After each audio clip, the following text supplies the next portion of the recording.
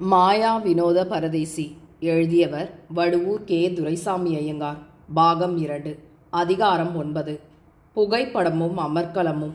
பகுதி 2.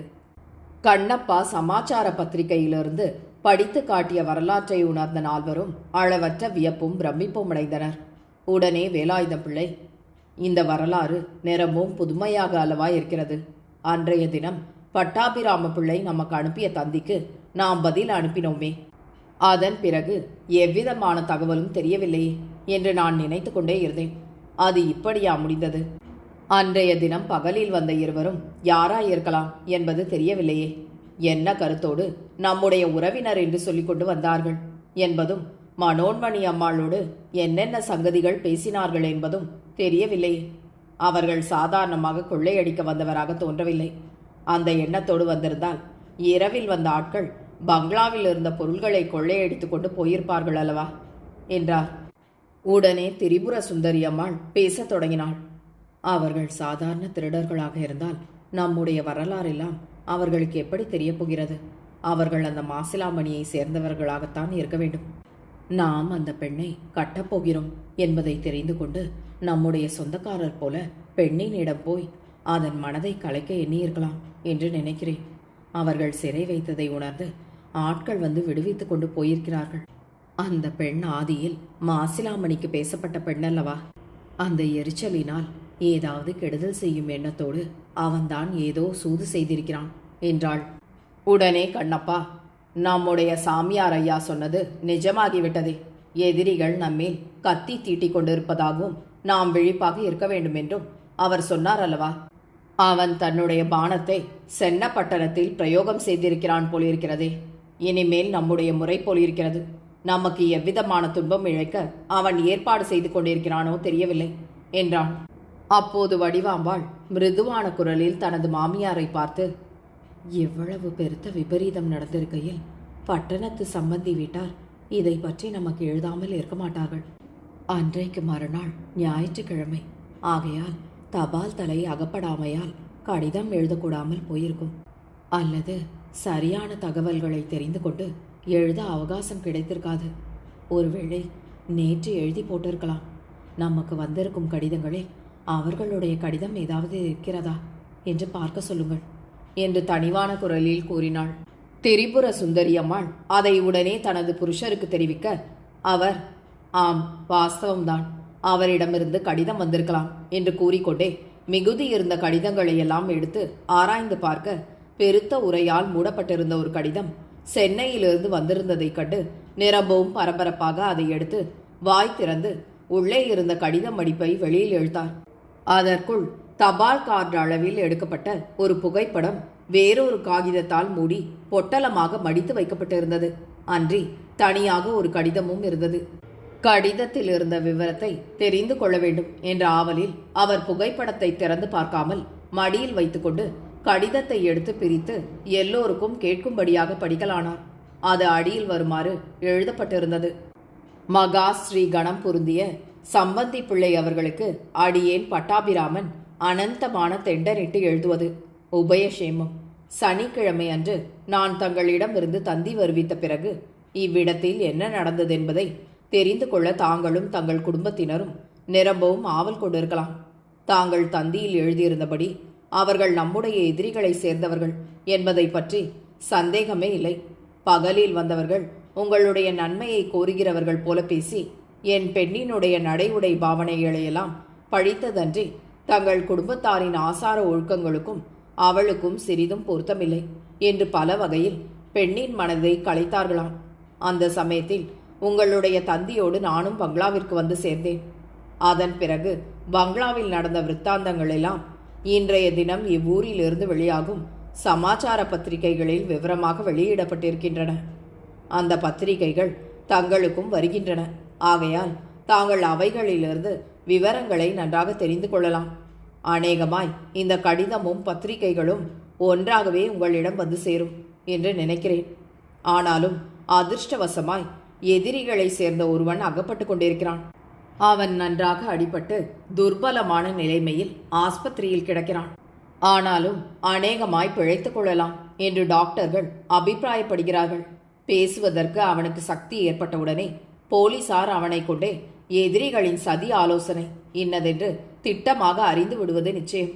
அப்படி ஆஸ்பத்திரியில் கிடப்பவன் இன்னான் என்று அறிந்து கொள்ள வேண்டும் என்ற ஆவல் என் மனதில் உண்டானதோடு சனிக்கிழமை மத்தியானத்திலிருந்து என் பங்களாவில் நடந்த சம்பவங்களையெல்லாம் தெரிவிக்க வேண்டும் என்ற எண்ணமும் உண்டானது. ஆகையால் நான் ஞாயிற்றுக்கிழமை மாலையில் கோமளேஸ்வரன் பேட்டையில் உள்ள நம்முடைய சிரஞ்சீவி கந்தசாமியின் ஜாகைக்கு போனேன். தம்பி வீட்டில் இல்லை, வேலைக்காரி மாத்திரம் இருந்தாள். சனிக்கிழமை காலையில் அவர் புறப்பட்டு எங்கேயோ வெளியில் போனார் என்றும் அதன் பிறகு திரும்பி ஜாகைக்கே வரவில்லை என்றும் தான் ஒவ்வொரு வேளையிலும் ஆகாரம் தயாரித்து வைத்து அவருடைய வருகையை ஆவலோடு எதிர்பார்த்து தவித்துக் கொண்டிருப்பதாகவும் அவள் சொன்னாள். அதை கேட்டவுடன் எனக்கு பெருத்த திகில் உண்டாகிவிட்டது. நம்முடைய எதிரிகள் சனிக்கிழமை பட்டணத்தில் இருந்தார்கள் என்பது பிரத்யக்ஷமாதலால் அவர்கள் சிரஞ்சீவி தம்பிக்கும் ஏதாவது கெடுதல் செய்திருப்பார்களோ என்ற சந்தேகமும் திகிலும் என் மனதில் உண்டாயின.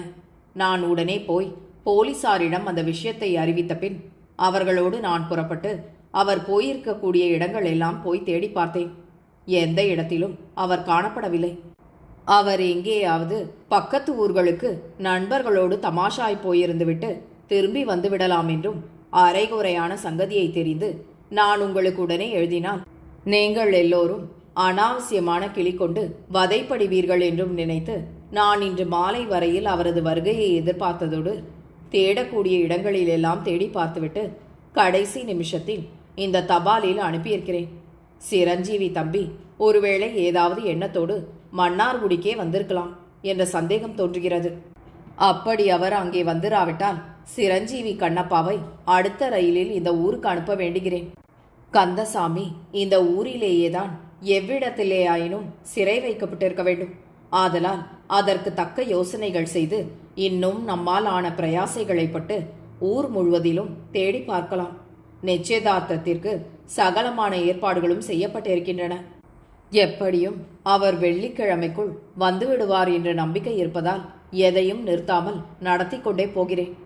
உடனே தந்தியை எதிர்பார்க்கும் அடியேன் பட்டாபிராமன் என்று எழுதப்பட்டிருந்த கடிதத்தை வேலாயுத பிள்ளை படித்து முடிப்பதற்குள் திரிபுர சுந்தரியம்மாள், ஐயோ என் மகனே, எதிரிகள் உன்னை என்ன செய்து விட்டார்களோ தெரியவில்லையே.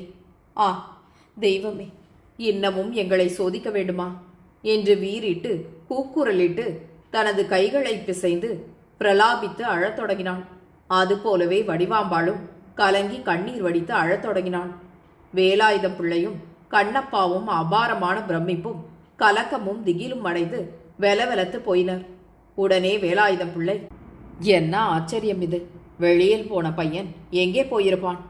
எதிரிகள் யாரை கொண்டாவது பையனை வஞ்சித்து ரகசியமான எந்த இடத்திற்காவது அழைத்து கொண்டு போய் ஏதாவது கெடுதல் செய்திருப்பார்களா? அல்லது சாதாரணமாய் போனபோது மோட்டார் வண்டியினால் ஏதாவது அபாயம் நேரிட்டிருக்குமா என்ற அளவற்ற விசனத்தோடு கூறினார். அதற்கு கண்ணப்பா, மோட்டாரினால் விபத்து ஏற்பட்டிருந்தால் அது போலீசாருக்கு அவசியம் தெரிந்து போயிருக்கும். ஆகையால் எதிரிகள்தான் ஏதாவது மோசடி செய்திருக்க வேண்டும் என்று நினைக்கிறேன். நாம் ஒரு பெருத்த தவறு செய்துவிட்டோம். சுவாமியார் ஐயா நம்மை எச்சரித்தவுடனே அதை நாம் பட்டணத்திற்கு எழுதி எதிரிகள் நம்மீது கத்தி தீட்டிக் கொண்டிருப்பதால் ஜாக்கிரதையாக இருக்கும்படி தெரிவித்திருக்க வேண்டும். அது நம்முடைய மனசில் படாமல் போய்விட்டது. எதிரிகள் அவ்வளவு தூரமான இடத்திற்கு போகப் போகிறார்களா என்று நினைத்து நாம் அஜாக்கிரதையாக இருந்துவிட்டோம். அது இப்போது பெருத்த அனர்த்தத்தை உண்டாக்கிவிட்டது என்று கூறி நிரம்பவும் பரிதவித்தான். அதை கேட்ட வேலாயுதம் பிள்ளை, தம்பி, இதெல்லாம் கடவுளின் சோதனையே அன்றி வேறல்ல. உண்டாக்குகிறவனும் அவனே, இல்லையாக்குகிறவனும் அவனே. நாம் ஒரு விஷயத்தில் ஜாக்கிரதையாக இருந்தால் நாம் எதிர்பாராத இன்னொரு விஷயத்தில் ஏதாவது துன்பம் வந்து சேர்கிறது. ஆகையால் நம்முடைய கெட்ட வேளையில் நாம் ஏதாவது துன்பம் அனுபவிக்க வேண்டும் என்று இருந்தால் நாம் எவ்வளவுதான் முன்னெச்சரிக்கையாக இருந்தாலும் எந்த விதத்திலாவது துன்பம் வந்து தான் தீருகிறது. எல்லா பொறுப்பையும் நாம் கடவுளின் மேல் போட்டு நம்மால் ஆன முயற்சியை செய்தால் எல்லாம் கடைசியில் நன்மையாகவே முடியும். இருக்கட்டும், நீ ஒரு காரியம் செய். உடனே தந்தி ஆபீஸுக்கு போய் கந்தசாமி இங்கே இல்லை என்றும் நாம் எல்லோரும் இன்றைய இரவு வண்டியிலேயே புறப்பட்டு அங்கே வருகிறோம் என்றும் சம்பந்தி பிள்ளைக்கு அவசர தந்தி கொடுத்துவிட்டு உடனே கும்பகோணம் போய் இந்த விவரங்களையெல்லாம் பாலத்தின் கீழ் எழுதி வைத்துவிட்டு, சீக்கிரம் வந்து சேர். பட்டாபிராம பிள்ளை உன்னை அனுப்பும்படி எழுதியிருக்கிறார். உன்னை தனியாக அனுப்ப பயமாக இருக்கிறது. அதுவும் அன்றி இந்த சாமான்களையெல்லாம் எடுத்துக்கொண்டு போவதற்கு அவசியமான நீயே போகும்போது நாங்கள் மாத்திரம் இங்கே இருந்து என்ன செய்ய போகிறோம்? ஆகையால் நாம் எல்லோரும் புறப்பட்டு இன்றைய இரவு வண்டியில் பட்டணம் போவோம்.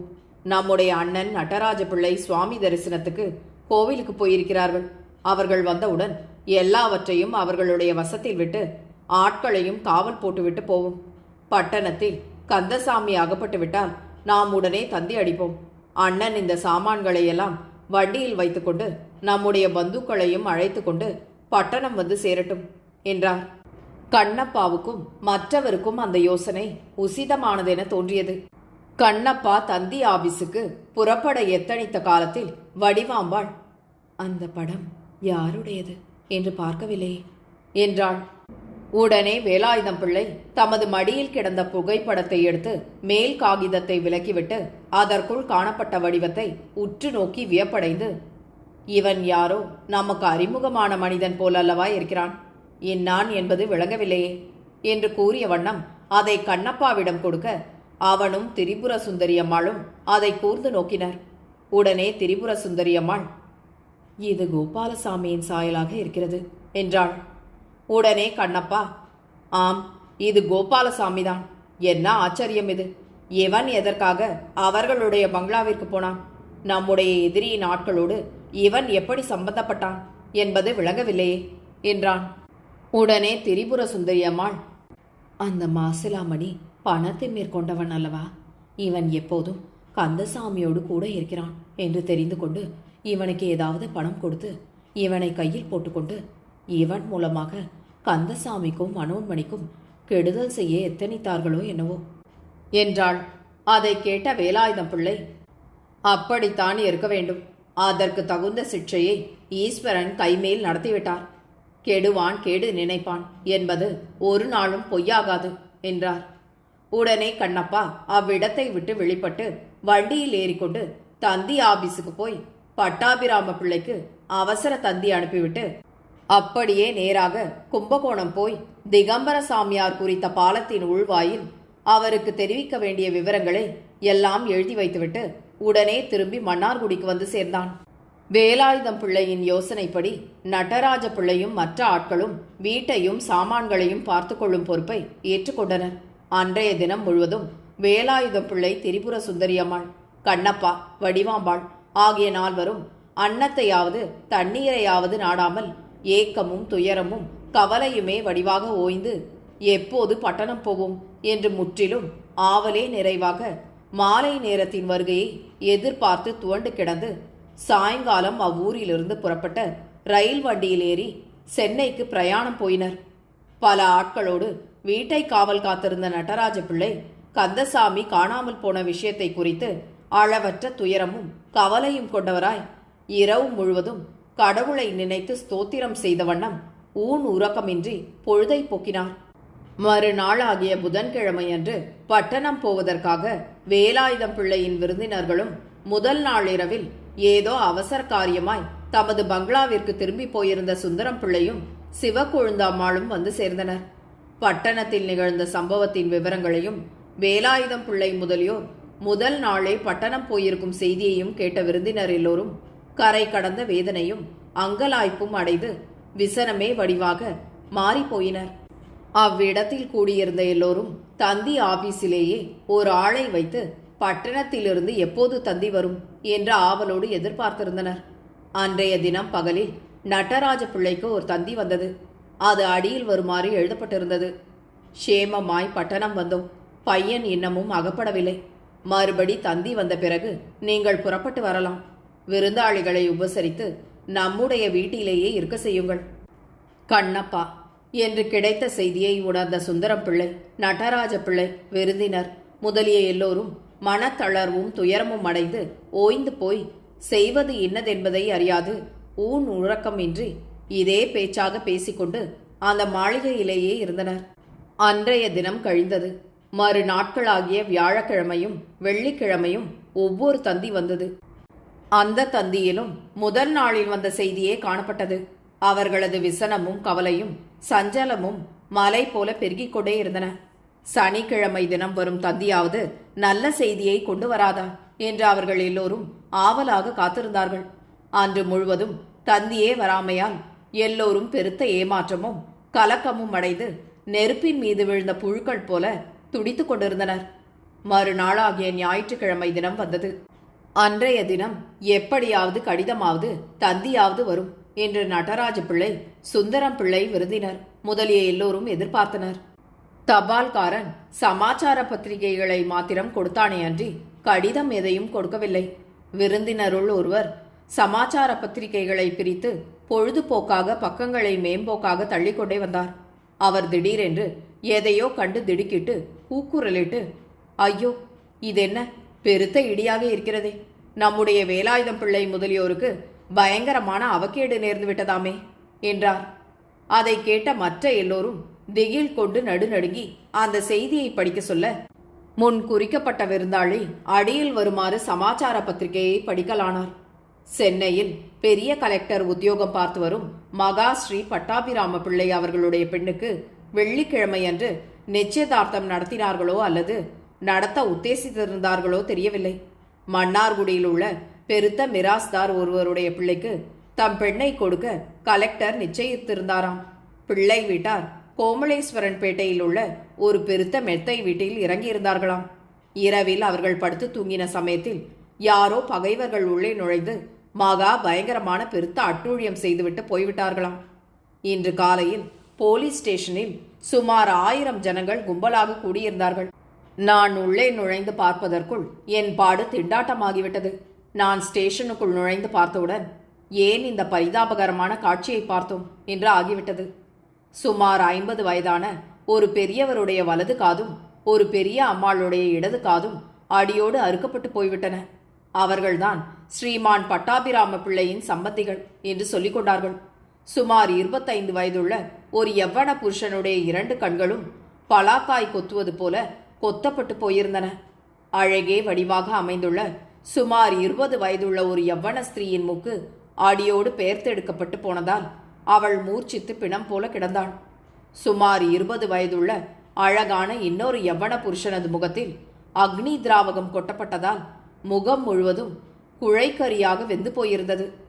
அவன் துடி துடித்து உயிர் கழுவில் நின்றவன் போல அலறி புரண்டு கொண்டு கிடந்தான். அவனே பட்டாபிராம பிள்ளையின் பெண்ணை கட்ட வந்த மாப்பிள்ளையாக இருக்க வேண்டும் என்று ஜனங்கள் சொல்லிக் கொண்டார்கள். இந்த மகா பயங்கரமான காட்சியை காண சகியாதவனாய் நான் அவ்விடத்தை விட்டு உடனே வெளியில் வந்து நான் போய் உத்தேசித்த இடத்திற்கு போய்விட்டேன்.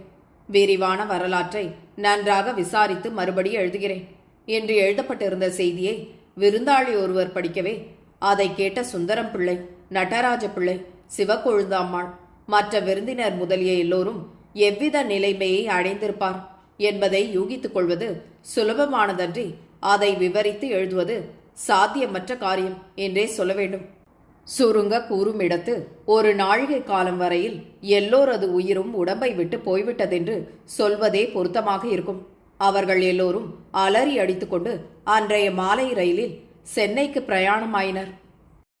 வடுவூர் கே. துரைசாமி ஐயங்காரின் இந்த நாவலை உங்களுக்காக வாசித்தது நிமா மனோ. கேட்டு மகிழ்ந்து விரும்பி பகிர்ந்து பதிவு செய்யவும். நன்றி.